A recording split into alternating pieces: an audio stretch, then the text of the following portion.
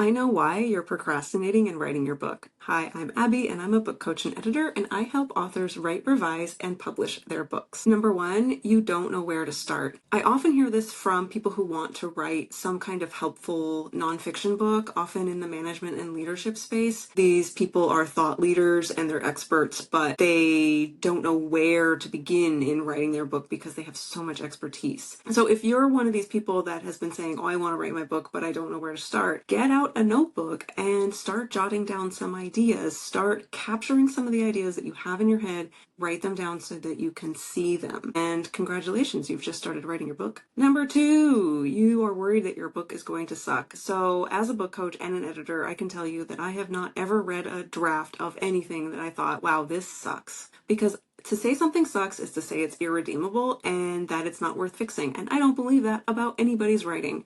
Writing is a work in progress. It's a constantly evolving creative creature, and with the right guidance and support, your work in progress can be improved and you can revise it into something wonderful even if you're not satisfied with it in the beginning. Number three, you think you're not a writer. I think a lot of us have a romantic idea of what a writer is, that they like run away to a cabin in the woods and somehow are blessed by the muse and churn out a novel like it's magic. But writers are like any other profession. We show up at the page day after day after day. Some days are great, some days are hard. So if you are working on your book, you are a writer. Writers write. You have too many ideas.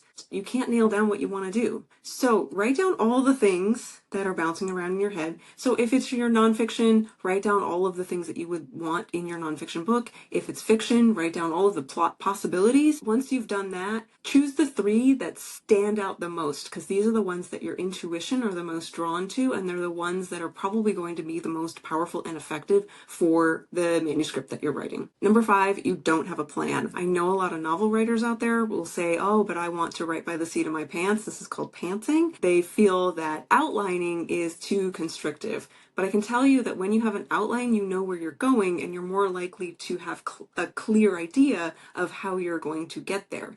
So when you're writing your novel, make sure that you do at least have some narrative structure, because a lot of people don't finish their books because they don't know how it's going to end. So they just spend all this time writing a book and they don't have an ending for it. So if you start with the end in mind, you're going to be way more successful when you're writing your book. And that outline can change and shift as you go, but if you start without it, you might feel a little bit lost. And if you're writing nonfiction, you absolutely have to have an outline. You can't just write by the seat of your pants. Plan the whole thing out before you start. And here's a really big one. You fear being judged. So the cure for this is to titrate your book out to ever expanding groups of people. Start with one person, maybe a book coach or an editor, and then expand it out to some people you trust, your beta readers, and then ask more people to read your book. And then maybe you'll have advanced reader copies go out and you'll get reviews.